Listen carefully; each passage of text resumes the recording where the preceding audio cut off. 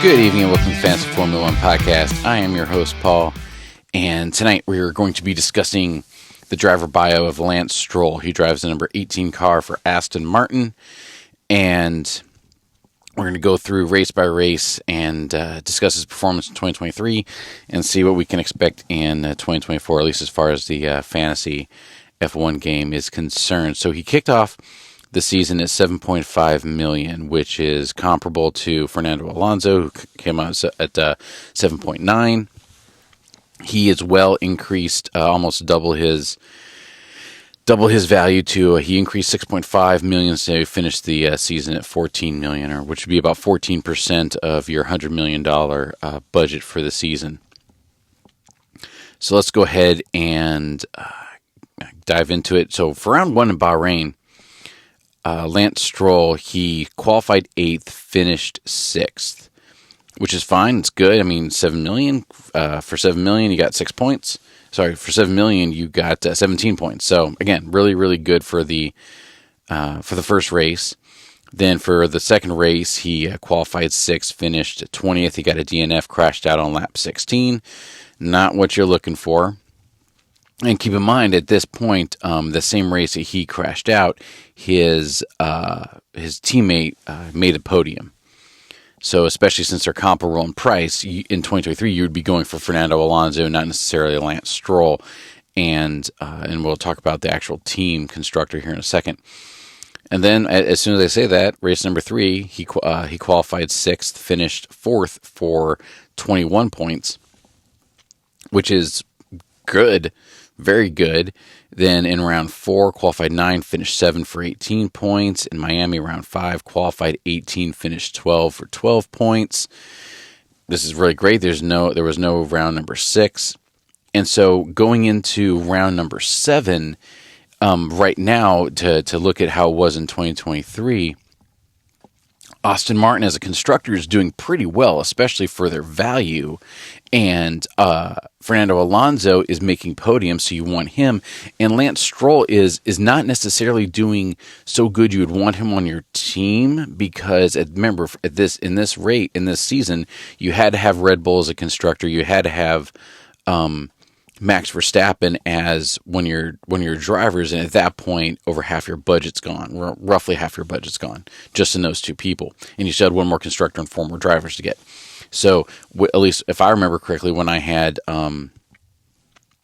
I didn't have Lance Stroll on my team really ever, because as soon as I had that $8 million to spend, I would go with his teammate. And then as soon as you get your Red Bulls on there, you needed to get somebody else on there. He just wasn't putting up enough points, which we'll get to in a minute. So in round number 7, Monaco, qualified 14th. He got a DNF, crashed out, lap 53, got negative 17 points. Then in Spain, qualified 6th, finished 6th for 16 points. Round number 9, Canada, qualified 13, finished 9 for 14 points. Okay, this is good. In round 10 in Australia, qualified 6th, finished 9th for 25 points. Very good. In round 11 in Great Britain, qualified 12th, finished 14th for 2 points. Not quite what we're looking for, especially when in that race, again, Fernando Alonso qualified 9th, finished 7th for how many points? 12. So if they're both equal, it's not like Red Bull or Mercedes, where you have the lead drivers and then their second drivers are still putting up very good points. These guys, they're putting up pretty much, they cost the same, but Stroll just isn't putting up as many as his teammate is, so you would go with Fernando over Lance Stroll. And still get the constructor of Aston Martin, because you're still getting double all these points added to what his teammate gets. So, round 12 in Hungary, he qualified 14, finished 10, got his first point and 9 fantasy points, which is great. Qualified round number 13 in Belgium, qualified 10, finished 9. So this is a good turn. He got 12 points, he got 2 FIA points, and so now he's in the bottom of the top 10, but he's consistently there, while his teammate is in the middle of the top 10. So, yeah, this is good. Round 14 in the Netherlands, up there goes. He qualified 11, finished 11, got 10 points. Round number 15 in Italy, qualified 20th, finished 16th, and got 7 points. Okay, so he just dropped down to the bottom of the bottom 10. Round 16 in Singapore, this was that really rough race. He crashed out, so he was not in this race. He wasn't replaced, nothing like that. He just didn't race. And the reason why is he crashed in, let me see here. So there was the race. He just didn't, I'm going back. So he crashed in FP. Yeah, he crashed in qualifying. He got his lap time in, but then he crashed in qualifying, and so he was fine. He put up a qualifying time, but he did not participate in the race. So he didn't get a DNF. He just didn't drive. So he just gets 0 for everything. In round 17, Japan qualified 17, got a DNF. Went out at lap 20, got negative 14 points. And round 18 in Qatar, qualified 17, finished 11th, got 17 points. Okay, that's good. Round 19 in Texas, qualified 14, finished 7th. That's wonderful, got 10 points. Round 20 in Mexico, qualified 17th, got a DNF in lap 66 with only walked away with 8 points. But hey, he was still in the positive. But as soon as you're spending $10 million on somebody, you don't just need these positives. Here we go then. But round 21 in Brazil, qualified 14th, finished 5th, walked away with 18 points, which is good. His teammate Fernando Alonso, though, that was the race that Fernando Alonso got on the podium and got 39 points. So all over, as soon as you have $8 million or $10 million to spend, you're going to spend them on Fernando Alonso, not Lance Stroll, just because they cost the same. And some people do. I didn't. I would advise against it, but in this season especially, you wanted to put your money towards McLaren. You want to put your money towards Red Bull.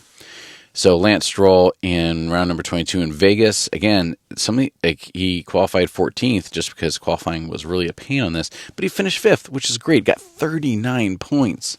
Wonderful. But at this point, at least with me, I was completely off of Aston Martin at this point. I was maybe dabbling, like I've said this entire podcast, right? You're going for Fernando Alonso, not Lance Stroll, and you don't have, at this point in the race, in the season, you don't have Aston Martin as a constructor, right? You have Red Bull and you have McLaren, or you have Red Bull and you have Ferrari if you can swing it. Abu Dhabi round 23, he qualified 17th, finished 10th, walked away with 11 points. So it's not that he did bad. It's just he came in as the same price as his teammate, and his teammate did better. So he raced all 22 races, which isn't actually accurate. It counts as him racing 22 races because he participated in the qualifying. However, he didn't actually race, but for statistics wise, he was there. He got 132 passes. Again, same as Kevin Magnussen. So he has the same number of passes, same ratio of passes as Kevin Magnussen. He has 12 top 10 finishes, so 54% of the time he finishes in the top 10. He also had 3 DNFs, which is the same as Kevin Magnussen and the same as George Russell in the Mercedes. But we're going back to, where'd it go? Lance Stroll, there we go. He finished the season at 14 points. He finished the season at $14 million and had 221 points, which puts him at a 0.75 points per million. And with him, it's not that he did not put up enough. The issue, like so many others, is that his teammate put up an additional like 150 points or 180 points than he did, all for the same initial price. So when you had bought in, if you had stayed with Fernando Alonso, you would end up with 150 points more, a 1.6 points per million instead of a 0.75 points per million. Again, it's not saying that Lance Stroll is bad or that he wasn't a strong contributor to the team. No, you absolutely wanted to get Aston Martin as a constructor, because then you have those double points. So whatever points you get for Lance Stroll also go to the constructor, right? The driver points also go to the constructor. So if you have the driver and the constructor, you basically get double their points plus whatever bonuses and stuff the drivers and the constructors get. So the issue isn't that Lance Stroll was not a strong driver. The issue was that as soon as you had the same amount of money, you just go for his teammate and you put his money toward getting one of the other bigger name drivers to round out your roster. So I'm really excited for 2024 to see what Aston Martin comes up with, because like I mentioned in the Fernando Alonso bio, and pardon me, my facts are a little bit rusty on it, but my details, I should say, are a little bit rusty on it. But halfway through the season, they started, they abandoned, if I remember correctly, they abandoned their car evolution, and they started going in a different direction. So I'm really excited to see what they come up with for 2024. Man, if they start out at 7.5 again, and as soon as you see them, as soon as that first race comes through, the money, the points, the cost of all these drivers doesn't skyrocket one race to the next. They go up in increments, small increments if they're doing pretty much normal, but a little bit bigger increments if they're doing really better. Keep an eye out. First race of the season, I wouldn't put Lance Stroll on your team right away, but as soon as coming out of the gate, Aston Martin, you have Lance Stroll and you have Fernando Alonso both doing really, really well, or at least have Lance Stroll doing as well as Fernando Alonso, then you might want to, at least for one of your teams, look into getting that pair and Aston Martin, because nowhere else will you be able to come out of the gate and for under 20 million get a constructor and both drivers that'll put up this kind of points, and then it gives you a whole lot of other money to put towards other people. But okay, cool. That is it for Lance Stroll. Hope you enjoyed, and I will see you next time. Cheers.